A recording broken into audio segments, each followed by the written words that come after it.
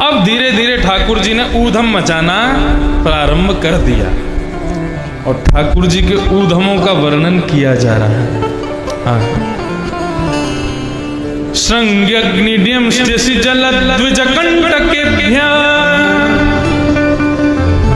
एक श्लोक में भी नहीं, एक श्लोक की एक पंक्ति में बता दिया ठाकुर जी कितने ऊधम मचाते हैं।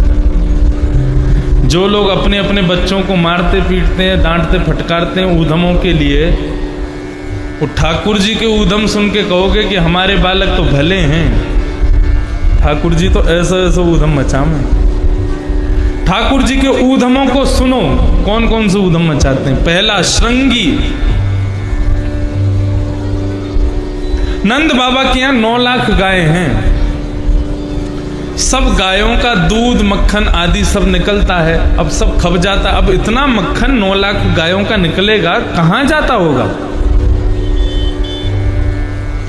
पूरे 84 कोस ब्रजमंडल का भी भंडारा आदि कभी कभी होता होगा, घी का प्रयोग उसमें कर लेते होंगे, फिर भी रोज मक्खन निकलता, वो कहां जाता है। तो कहते हैं जितना प्रयोग में आ जाए, बचा हुआ मक्खन गायों के सींग पर मल दिया जाता है। तो गायों के सींग ऐसे चमकते हैं महाराज, चांदी की तरह, स्वर्ण की तरह।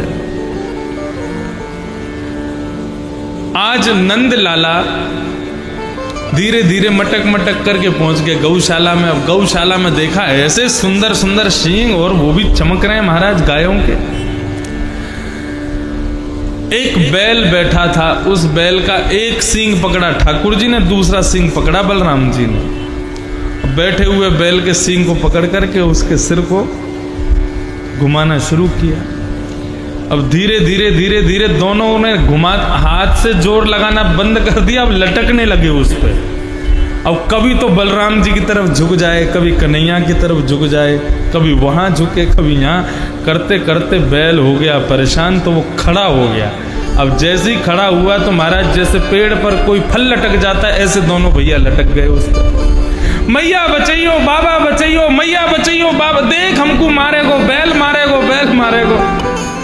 बैल भी जानता है कि साक्षात परमेश्वर हैं, तो वो भी विनोद करता हुआ दौड़ करके वहीं जाता है जहां गोबर का ढेर लगा हो, और वहां जाकर के जाते जाते तुम्हारा इतने में घी लगा हुआ सींगों पर कितनी देर पकड़ के खड़े रहेंगे। धीरे धीरे धीरे धीरे धीरे हाथ नीचे आया, और जैसे ही फिसले इतने में ही बैल पहुंच जाता गोबर के ढेर में, और ठाकुर जी कंट कंट गोबर में जाके धस जाते। मैया दौड़ करके आती, मैया कहती लाला कितनों नभा लूं, कितनों धुबा लूं, कितनों सजा लूं, लेकिन तू आके या गोबर में ही खेले, तू आके गंदगी में ही खेले, मोह तो लगे पूर्व जन्म को सूकर दिखे। ठाकुर जी मन मन मुस्कुरा रहे हैं, बोले हाँ सूकर तो हम बने अपने पूर्व जन्म में, हम बराह भगवान बन के आए हैं, सूकर तो हम हैं। पहला ऊधम, दूसरा ऊधम अग्नि। चूल्हे पे मैया रोटी बनावे, चूल्हे पे मैया सब्जी बनावे, सो कृष्ण बलराम लड़ते लड़ते लड़ते आ जाएंगे वहीं पे, और ढूंढेंगे काय से मारें एक दूसरे, कुछ नहीं मिले तो चूल्हे की लकड़ी निकाल लें जल्दी भाई, फिर एक दूसरे मारें, और फिर वहां से लग जाए, फिर रो में मैया के पास जाके। ऐसा ऐसा ऊधम। द्यमष्टि, कोई बालक खेलता ही नहीं होगा जैसे ठाकुर जी खेलते हैं। द्यमष्टि का भाव बता रहे हैं, अपने ग्वाल वालों के साथ में वन में जाते हैं, गली मोहल्ले के जो कुकर सूकर होते हैं उन जीवों को पकड़ लेते हैं, और फिर उनका मुंह खोल के उनके दांत गिनते हैं कितने दांत हैं। एक कुकर को मुंह खोल के बलराम जी दांत गिनेंगे, दूसरे को ठाकुर जी गिनेंगे, जिसके दांत ज्यादा वो जीत गया।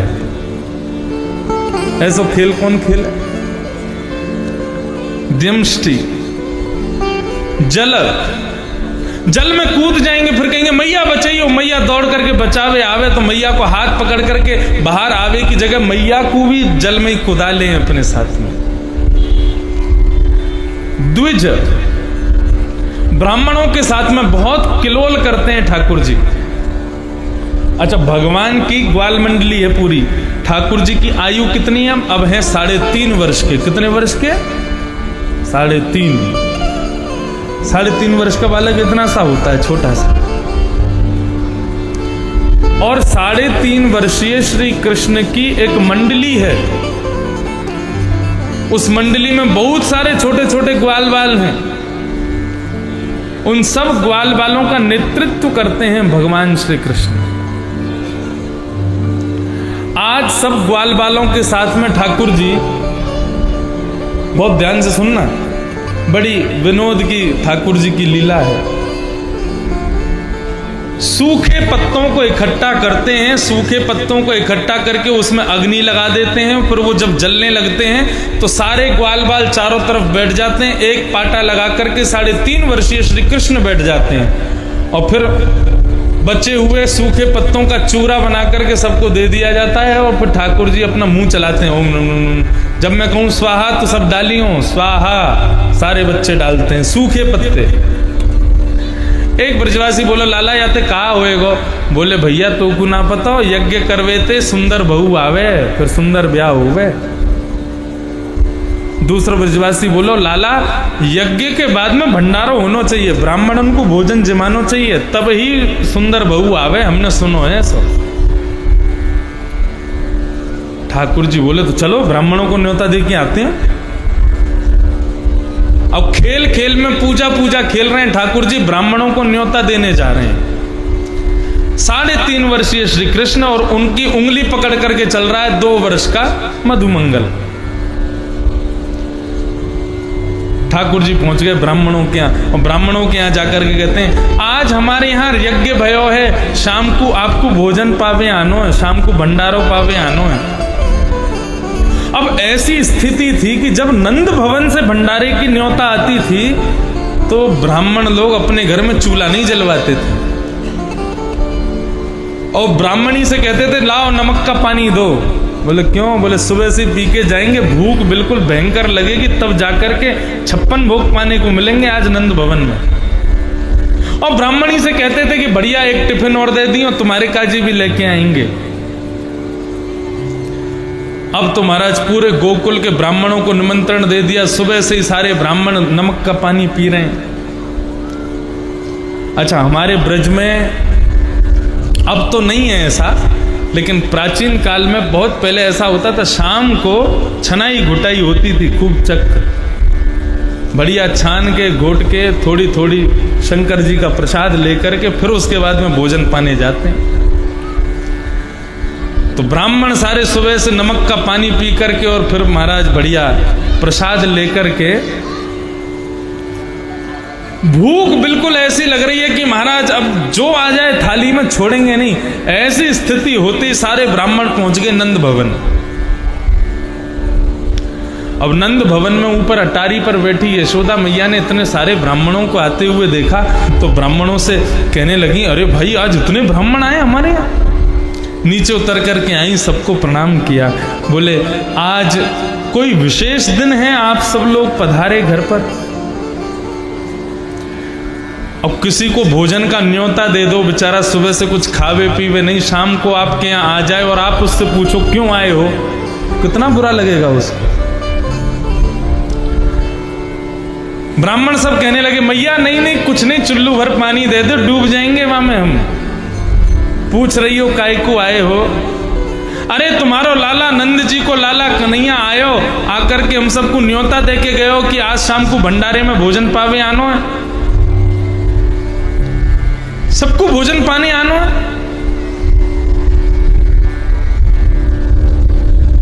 यशोदा मैया बोली, आप एक बात बताओ, हमारे यहाँ कोई यज्ञ को भंडारो होगो तो यज्ञ तो आप ही लोग कराओगे ना, आपने कोई यज्ञ करायो नहीं तो भंडारो का है बात को। ब्राह्मण बोले, हमने तो ये सोचा ही नहीं। बोले, अब क्या करें? बोले, पहले यजमान ढूंढे, तुम्हारो यजमान कहाँ है, जाने निमंत्रण दियो, पहले वाय तो खोजो। नंद भवन के पीछे जाकर के देखा महाराज तो वहां पर ठाकुर जी सब ग्वाल बालों के साथ में खेल रहे थे। ठाकुर जी को अंदाजा नहीं था कि ब्राह्मण उनकी बात को इतना सीरियस लेके आ जाएंगे। उनको तो लगा बालक हैं, हमारी बात को मजाक में लेके सब लोग नहीं आएंगे। मधुमंगल श्रीदामा आदि के साथ में ठाकुर जी क्रीड़ा कर रहे थे। इतने में ही मैया जोर से दूर से चिल्लाई, कन्हैया, ओ कन्हैया, यहाँ पे। ठाकुर जी ने दूर से देखो कौन आया हो भैया, ये मैया के पीछे कौन खड़े हैं। मधुमंगल बोलो वही हैं जिनको निमंत्रण दियो, सोरे आगे भोजन पावे।